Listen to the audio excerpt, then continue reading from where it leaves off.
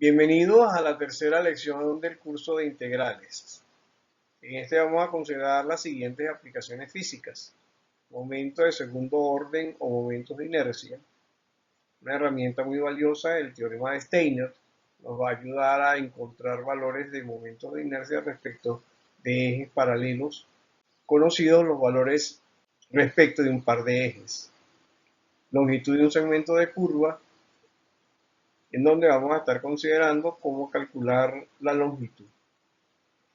Bien, a mi juicio estas son las aplicaciones más interesantes que podemos tener a este nivel.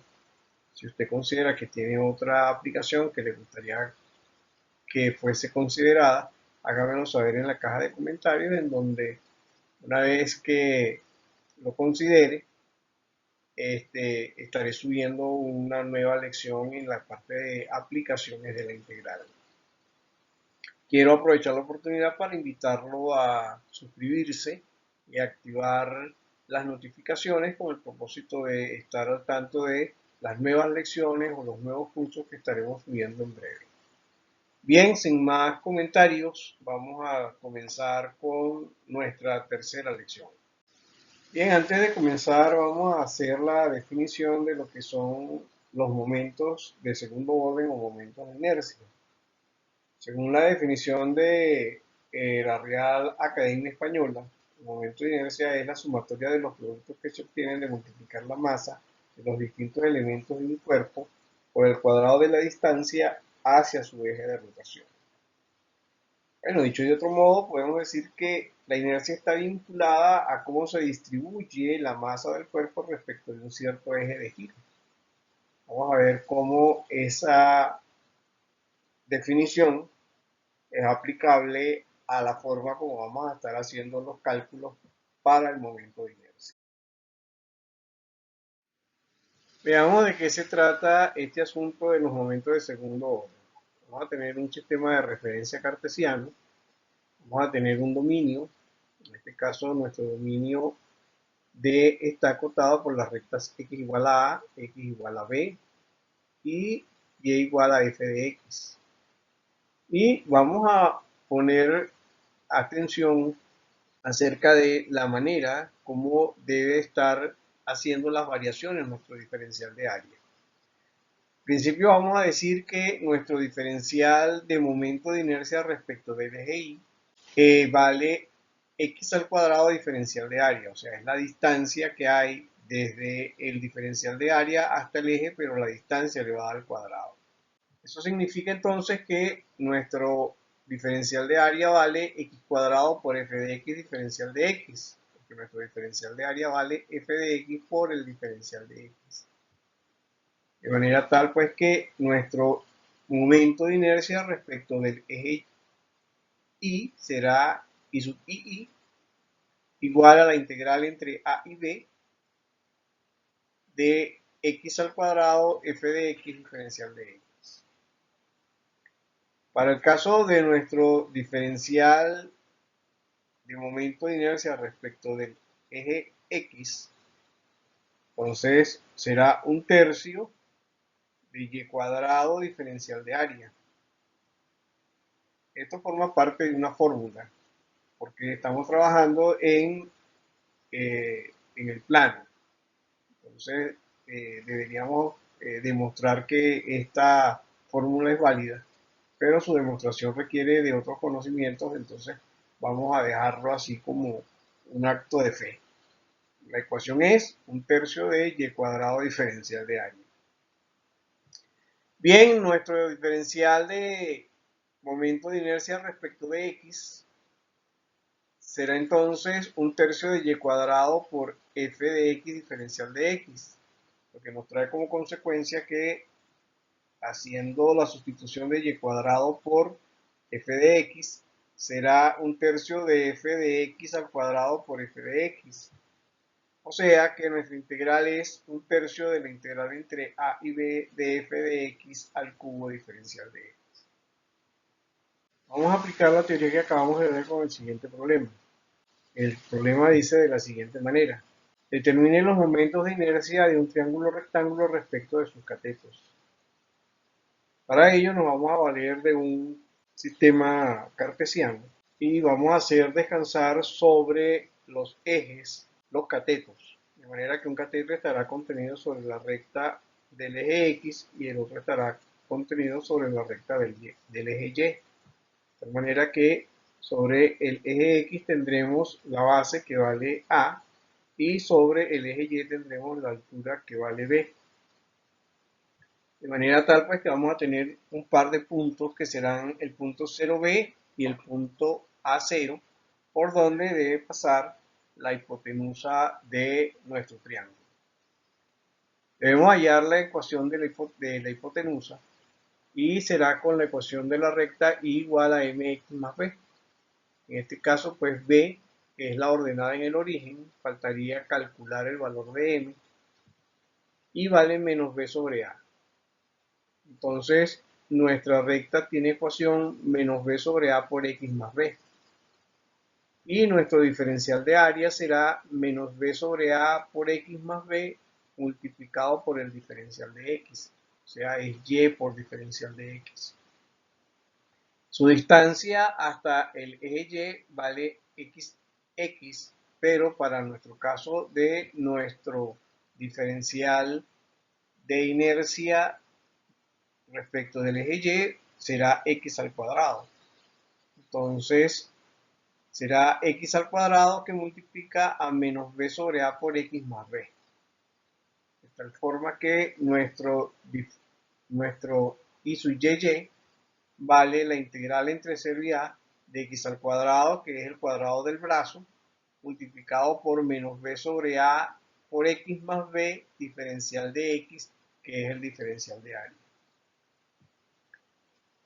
Bien, resolviendo la multiplicación que tenemos acá en el subintegrando, nos queda la integral entre 0 y a de menos b sobre a por x cubo más bx al cuadrado. Y calculando las antiderivadas, nos quedan menos b sobre a por x a la 4 sobre 4 más b cubo sobre 3 evaluados entre 0 y a. Aplicando la regla de Barrow, nos queda, evaluando en el límite superior, menos b sobre 4a por a la 4 para el primer término, más b por a cubo sobre 3 para el segundo término. Evaluando en el límite inferior nos da 0, de manera que nos queda esta misma expresión que tenemos aquí. Entonces, nuestro momento de inercia respecto del eje Y vale menos b cuartos por a al cubo más b por a al cubo sobre 3. Realizando las operaciones algebraicas que tenemos aquí, nos queda que el valor de I sub y vale a cubo b sobre 2. Calculemos ahora el momento de inercia respecto del eje X. En este caso diremos que el diferencial vale y cuadrado sobre 3 diferencial de área.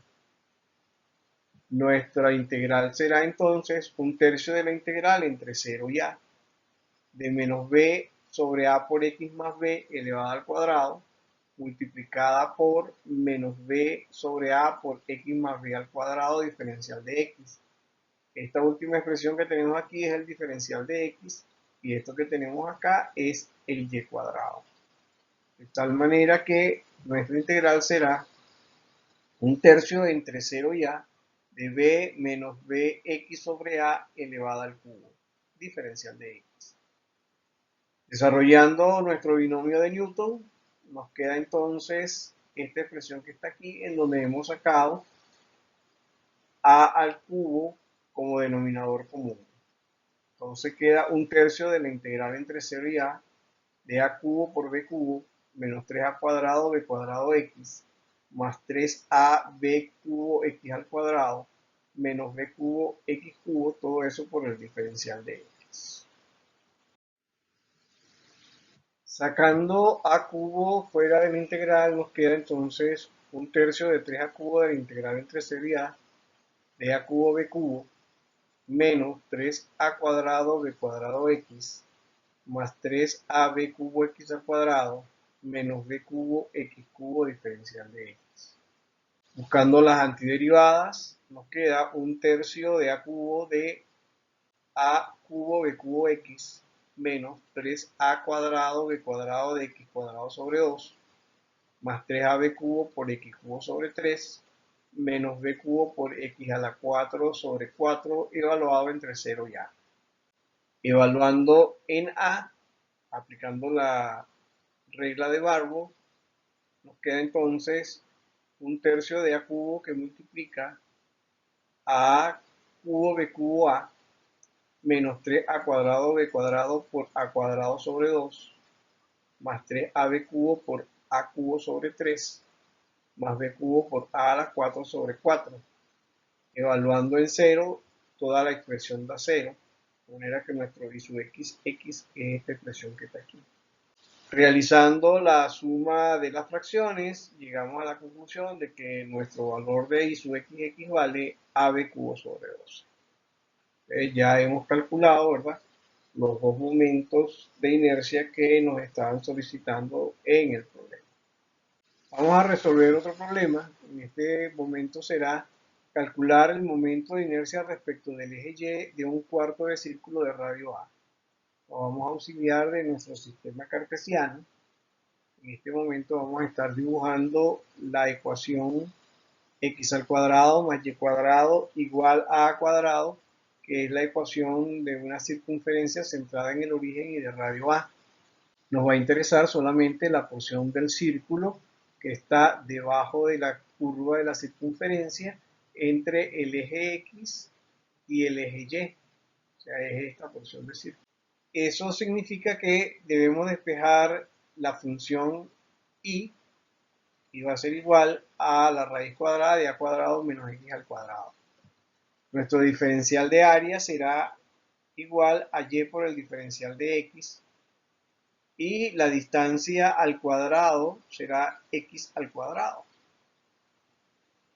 Bien, nuestro diferencial de y respecto del eje y vale x al cuadrado diferencial de área, y nuestro momento de inercia respecto de ese eje y vale la integral entre 0 y a, que es la variación del diferencial de x, por x al cuadrado, que es el brazo, por el diferencial de área, que vale la raíz cuadrada de a cuadrado menos x al cuadrado diferencial de x. Para resolver esta integral vamos a necesitar un cambio de variable trigonométrico y nos vamos a auxiliar con un triángulo rectángulo que tiene en este ángulo agudo el ángulo T. En el cateto opuesto tiene x sobre a, en el cateto adyacente tiene 1 menos x sobre a al cuadrado, y como hipotenusa tiene 1. El cambio de variable es x sobre a igual al seno de t, donde x vale a por el seno de t. El diferencial de x vale a por el coseno de t diferencial de t. Y t vale arco cuyo seno vale x. El arcoseno de x. Esta ecuación va a ser muy importante porque ella nos va a ayudar a cambiar los límites de integración cuando hagamos el cambio de variable. Vamos a ver, cuando x vale 0, x vale el arco cuyo seno vale 0, eso significa que t vale 0. Cuando x vale a, t es igual al arco cuyo seno vale a, en ese caso t es igual a pi medio. De manera que, haciendo el cambio de variable, nuestro momento de inercia respecto del eje y vale la integral entre 0 y pi medios de a cuadrado seno cuadrado de t, que es el x cuadrado del brazo, menos la raíz cuadrada de a cuadrado menos la x al cuadrado, que es a cuadrado seno cuadrado de t dentro del radical, multiplicado por el diferencial de x, que es a coseno de t diferencial de t. Sacando la a factor común y fuera del radical, nos queda la integral entre 0 y pi medio de a cuadrado por el seno cuadrado de t, por a que multiplica a la raíz cuadrada de 1 menos el seno cuadrado de t, por a coseno de t diferencial de t. A cuadrado por a y por a me da a a la 4, seno cuadrado de t seno cuadrado de t. 1 menos seno cuadrado de t es coseno cuadrado de t. Con el radical me queda solo coseno de t multiplicado por el coseno de t diferencial de t. Resumiendo entonces nos queda que nuestra integral es a la 4 que multiplica a la integral entre 0 y pi medio del seno cuadrado de t por el coseno cuadrado de t por el diferencial de t. Continuemos con la resolución de nuestra integral a al cuadrado de la integral entre 0 y pi medio de seno cuadrado de t por el coseno cuadrado de t diferencial de t. Seno cuadrado de t lo vamos a convertir en 1 menos coseno cuadrado de t por el coseno cuadrado de t para poder hacer una simplificación acá. Nos va a quedar la integral de la siguiente manera. A la 4 que multiplica a la integral entre 0 y pi medio del coseno cuadrado de t por menos el coseno a la 4 de t diferencial de t. Ahora el coseno cuadrado de t lo vamos a cambiar por 1 más coseno de 2t sobre 2. La integral será a la 4 que multiplica a la integral entre 0 y pi medio de 1 más el coseno de 2t sobre 2 diferencial de t menos la integral entre 0 y pi medio de 1 más el coseno de 2t sobre 2 elevado al cuadrado diferencial de t. Nuestro momento de inercia respecto del eje Y ahora es a la 4. En la primera integral que tenemos aquí la vamos a resolver, vamos a buscar sus primitivas.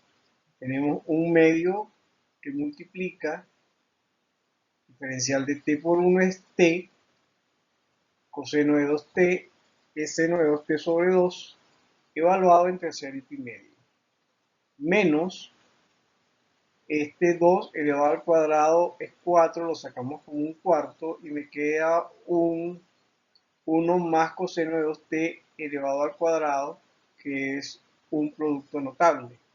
Entonces me queda un cuarto de la integral entre 0 y pi medio de 1 más 2 veces el coseno de 2t más el coseno cuadrado de 2t diferencial de t. Bien, resolviendo y aplicando en este primer término la regla de Barrow, nos queda a la 4 que multiplica a un medio de t evaluado en pi medio y 0, pi medio menos 0, más un medio por 2 es un cuarto del seno de 2 por pi medio me da seno de pi, menos el seno de 2 por 0 me da 0 sobre 4. Esta expresión que está acá es 0. Menos a la 4, vamos entonces aquí a buscar la antiderivada de estos dos primeros términos. Me queda a la 4 que multiplica, este es t, este es 2 sobre el seno de 2, multiplicado por el seno de 2t sobre 2, evaluado entre 0 y pi medio, menos a la 4 sobre 4 de la integral entre 0 y pi medio de 1 más el coseno de 4t sobre 2, estoy cambiándola aquí por el ángulo doble del diferencial de t. Esta integral que está aquí dijimos que valía entonces a la 4 sobre pi sobre 4, evaluando esta con la regla de Barrow me queda menos a la 4 sobre 4 que multiplica a pi medio menos 0, el 2 con el 2 se simplifica y me queda en el seno de 2t evaluado en pi medio, que es seno de pi, evaluado en 0 me da seno de 0, menos a la 4 sobre 4, buscando las primitivas de esta expresión me queda, esta es t, este es seno de 4t sobre 4, evaluado entre 0 y pi medio. Esta sería la expresión para nuestro momento de inercia respecto del eje Y. Continuando con la resolución de nuestra integral, tenemos entonces que el momento de inercia respecto del eje Y será igual a la 4 por pi cuartos menos a sobre 4 por pi medios menos a la 4 sobre 8 que multiplica a t más el seno de 4t sobre 4 evaluado entre 0 y pi medio. Entonces, nuestro integral será a a la 4 sobre 4 menos a a la 4 sobre pi medios menos a a la 4 sobre 8, y aplicando Barrow en este término nos queda para t pi medio menos 0. Para el seno de 4t sobre 4 nos queda seno de 2pi menos el seno de 0 sobre 4. Resolviendo entonces nos queda igual a la 4 que multiplica pi cuartos menos a la 4 que multiplica pi medios menos a la 4 sobre 8 que multiplica pi medios. Sacando a la 4pi, factor común, que multiplica a un cuarto menos un octavo menos un 16, nos da que nuestro momento de inercia es a la 4 por pi sobre 16. Como verán, ha sido un poquito largo el trabajo debido a la complicación de la función de la raíz cuadrada de la circunferencia.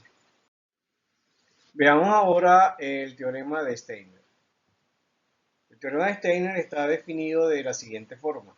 El momento de inercia de un cuerpo respecto de cualquier otro eje es igual a su momento de inercia respecto de un eje paralelo que pasa por el centro de masa, aumentado en el producto de la masa del cuerpo por el cuadrado de la distancia que separa ambos ejes. Esta definición fue tomada del libro Fundamentos de Física de Francis Sears, editorial Aguilar, 1970. Acompañan a la definición las siguientes ecuaciones matemáticas. I sub r igual a I sub 0 más md cuadrado y I sub 0 igual a I sub x más I sub y. En estas ecuaciones, el I sub r es el nuevo eje respecto del cual se quiere calcular el momento de inercia. I sub 0 es el momento de inercia del eje que pasa por el centro de gravedad. M es la masa de la lámina y D es la distancia que hay entre el eje R y el eje O. El momento de inercia respecto del eje que pasa por el centro de gravedad es I sub x más I sub y. Veamos algunos detalles interesantes sobre la aplicación de esta definición. Vamos a ver una vista en planta, tenemos un par de ejes coordenados, tenemos nuestra lámina que está contenida dentro del plano, los ejes coordenados pasan por el centro de gravedad, de manera que el punto O es el centro de gravedad de la lámina. Tenemos una recta cualquiera que pasa a una distancia D del centro de gravedad, y para calcular esa distancia pues necesitamos trazar una perpendicular a la recta que pase por el punto O, que en este caso es el centro de gravedad, y para ello necesitamos también calcular el punto de intersección para determinar la distancia D a la cual se refiere la ecuación. Bien, vamos a ver unos detallitos muy interesantes respecto de lo que significa la ecuación y lo que tenemos representado en la vista en plano. Veamos una vista en 3D. En esta vista en 3D tenemos un eje X, tenemos un eje Y y tenemos un eje Z. Nuestro cuerpo, nuestra lámina, está contenida en el plano horizontal, que es el plano XY, y esa recta, esa lámina, perdón, tiene capacidades para rotar respecto del eje X, respecto del eje Y y respecto del eje Z. Entonces ella puede rotar en estas direcciones. De manera que en realidad, cuando estamos hablando del I sub 0, el eje I sub 0 es el eje de rotación que está perpendicular a la lámina, es el eje Z. Bajo esa condición, ella puede rotar sin salirse del plano XY, que es el plano horizontal. Sin embargo, cuando rota respecto del eje X, el perímetro se sale fuera del plano, pero su centro de gravedad pertenece todavía al plano. Lo mismo ocurre cuando gira alrededor del eje Y. El perímetro se sale del plano, pero el centro de masa continúa contenido en el plano. Bien, veamos qué pasa con nuestra recta. Tenemos una recta que cruza por acá, que está contenida en el plano XY. Dijimos que necesitamos calcular el punto de intersección entre la recta y una recta perpendicular a esta que pasara por el centro de gravedad para obtener la distancia D que nos está exigiendo la ecuación.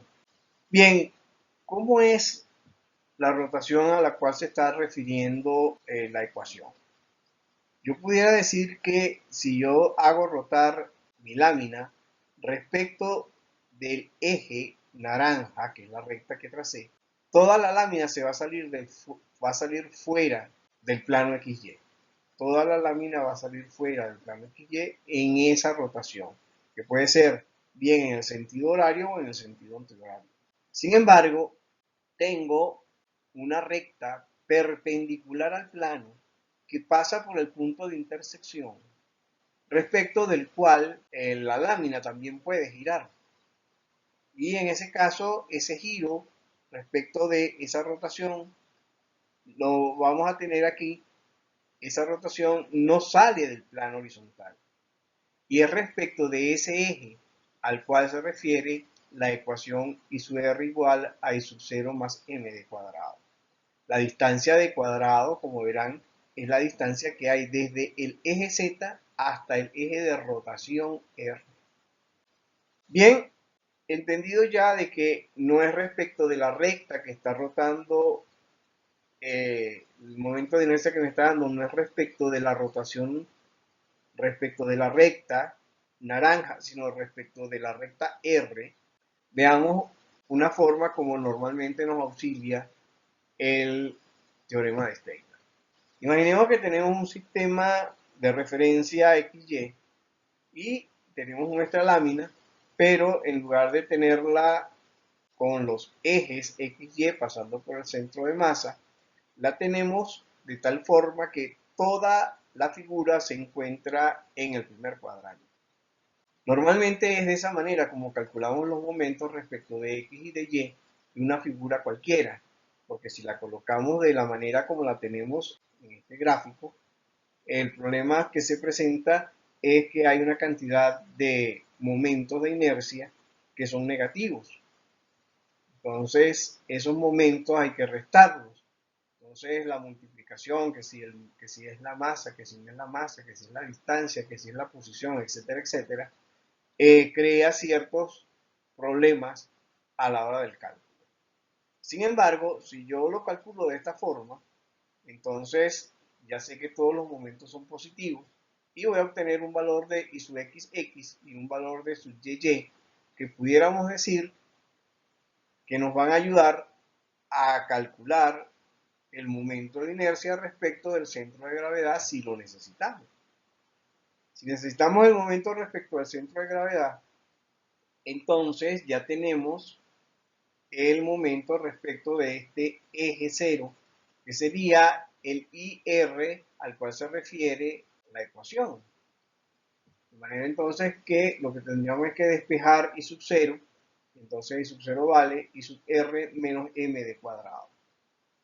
Como los valores que tenemos son los valores de I sub XX y I sub YY respecto de los ejes XY, entonces yo puedo despejar el valor respecto del eje que pasa por el centro de masa y decir que es I sub 0x igual a I sub rx menos m por I sub y sub 1 al cuadrado, donde y sub 1 es la distancia que hay entre el eje x y el eje x'.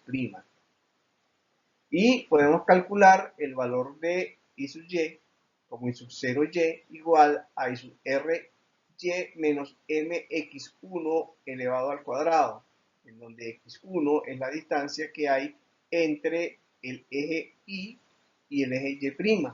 Y el I sub rx no es otra cosa sino el I sub xx que hemos calculado, de manera que el mismo ocurre con el I sub rx, que es el I sub xx que hemos calculado cuando teníamos los ejes de referencia X.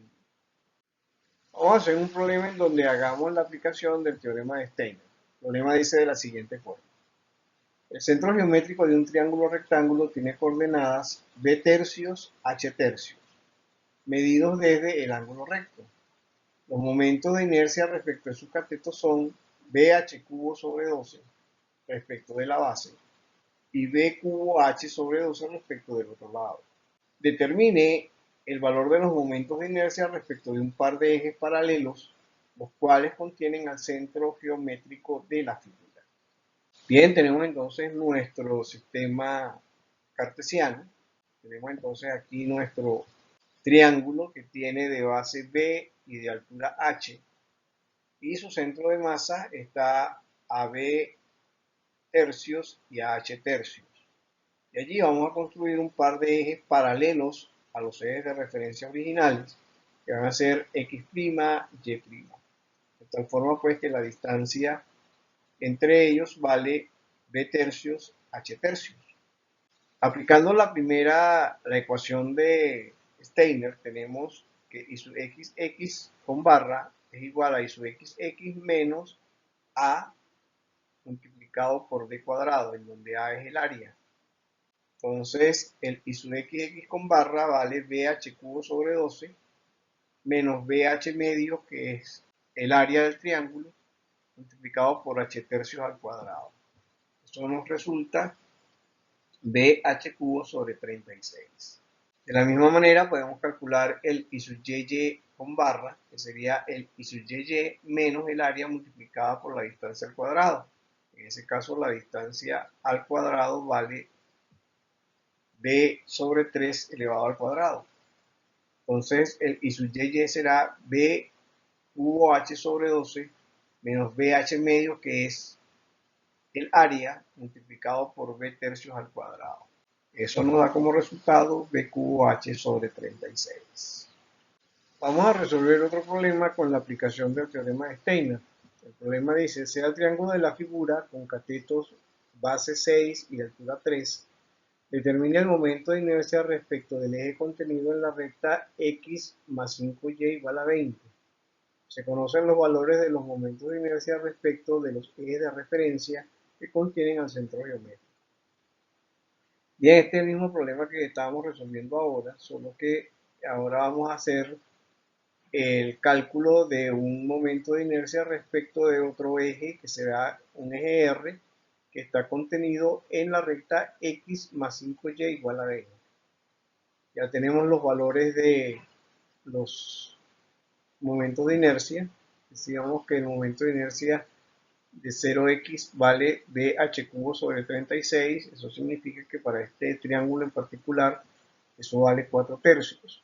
El I sub 0y BH cubo sobre 36, que sería 6 al cubo por 3 sobre 36, vale 18.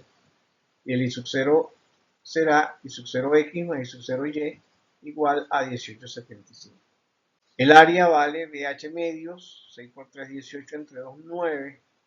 Y la recta X más 5Y igual a 20, que es la que contiene al nuevo eje, vamos a colocarla en función de Y, vale Y igual a menos 1 sobre 5X más 4. Entonces aquí tenemos la recta X más 5Y igual a 20. Vamos a calcular ahora la recta que es perpendicular. La pendiente de esa recta vale menos 1 sobre m, o sea, es menos 1 sobre menos 1 sobre 5, o da 5. Entonces ya tenemos la recta, lo único que haría falta, la pendiente, perdón, haría falta conseguir la ecuación, es y menos y sub 0 igual a m por x menos x sub 0. Como tenemos la pendiente que es 5 y el punto por donde debe pasar, que es el centro de masa, es de coordenadas 2, 1, la ecuación es entonces y igual a 5 que multiplica a x menos 2 más 1, o sea, y igual a 5x menos 9. Esa es esta recta que está acá. Nos faltaría encontrar ahora el punto de intersección, que sería resolver la simultánea entre y igual a menos 1 sobre 5x más 4 y y igual a 5x menos 9. Igualando los valores de y, nos queda que el valor de x vale 2.5 y el valor de y vale 3.5. Encontrado ya el valor de intersección K, de coordenada 2.5, 3.5, nos queda hallar la distancia entre ese punto y el punto 2,1, que es el centro de gravedad.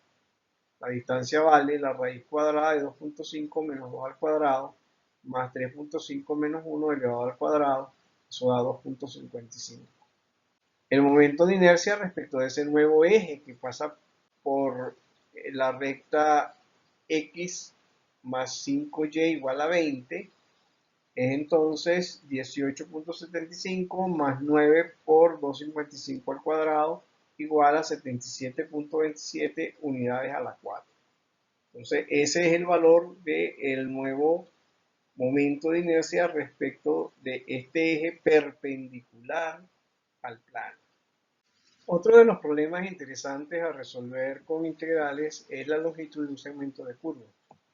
Imaginemos que tenemos nuestro sistema de referencia y tenemos una curva f de x y queremos calcular su longitud entre los puntos A y B. Como es una curva, yo voy a decir que voy a tener unos pedacitos diferenciales de S sobre la curva a los que voy a asumir rectos. Y voy a decir que son el cateto, que son la hipotenusa de un triángulo rectángulo que tiene como catetos diferencial de X y diferencial de Y.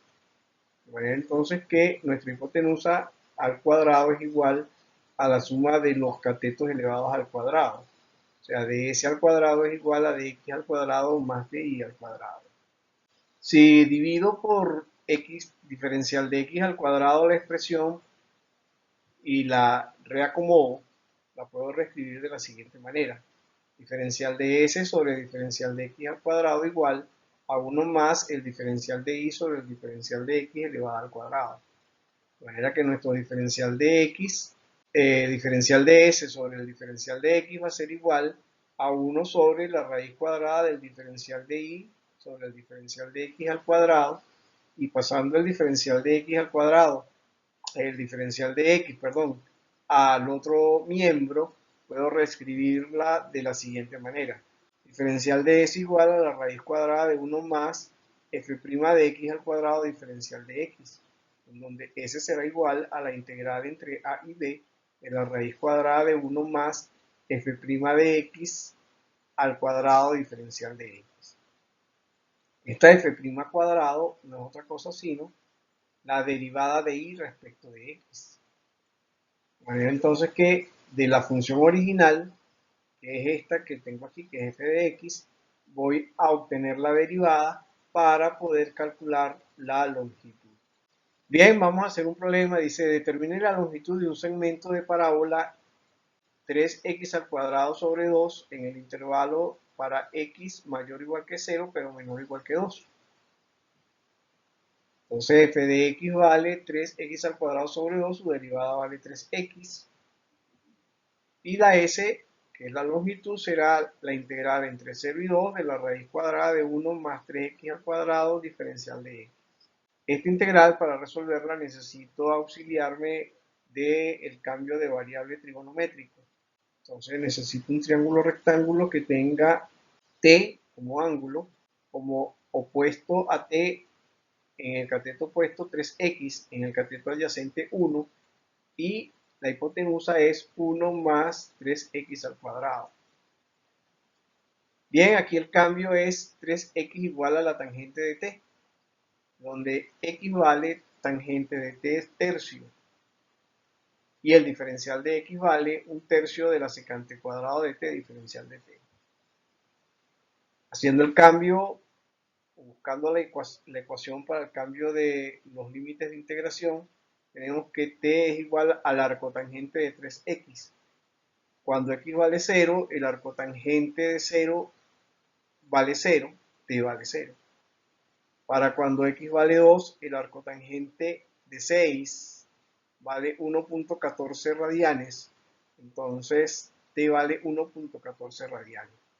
Nuestra integral ahora, bajo la cambio de variable, será s igual entre 0 y 1.14 de la raíz cuadrada de 1 más tangente cuadrado de t, que es la función que tengo aquí como su integrando, y el diferencial de x vale un tercio de la secante cuadrado de t diferencial de t.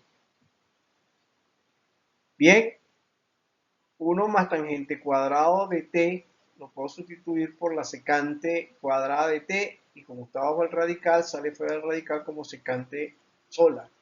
De manera que nuestra s vale un tercio de la integral entre 0 y 1.14 de la secante cubo de t diferencial de t. Esta secante cubo diferencial secante cubo de t diferencial de t es de exponente impar. Necesitamos entonces la fórmula de recurrencia para resolverla. La fórmula de recurrencia dice que la secante a la n de x diferencial de x es igual a la secante a la n-2 de x por la tangente de x sobre n-1 más n-2 sobre n-1 de la integral de la secante elevada a la n-2 de x diferencial de x. Aplicando entonces esta fórmula de recurrencia a nuestra integral, nos queda un tercio, ¿verdad? Vamos a poner un tercio, vamos a dejarlo por aquí, ya vamos a explicar por qué es un sexto. De la secante a la n-2, 3 menos 2 es 1, es una sola secante por la tangente, más esta secante que está aquí, sería n-2 sobre n-1, que es un medio, y aquí también este valor es un medio, entonces eso nos da, por un tercio nos da un sexto. Entonces aquí en esta primera parte es esto que está acá. La secante a la n-2 es una secante sola, secante de x diferencial de x, multiplicada por un medio sería un sexto, y esa integral es logaritmo de la secante de t más la tangente de t evaluada entre 0 y 1.14. Aplicando la regla de Barrow a esta expresión, nos queda que la longitud vale 0.684 unidades lineales. Un gran placer haberles dedicado estos minutos y muy agradecido a ustedes por haber estado atentos hasta este momento. Nos despedimos no sin antes decirles que si ha sido de algún provecho este video, por favor envíe un like y compártalo con otros. Si quiere disfrutar de otros videos disponibles, puedes suscribirte y activar las notificaciones para cuando haya nuevos videos. Muchísimas gracias. Otra cosa muy importante, si tienes algún comentario o duda, puedes dejarlo abajo en los comentarios y pronto tendrás respuesta. Nos vemos pronto en el próximo video. Chao.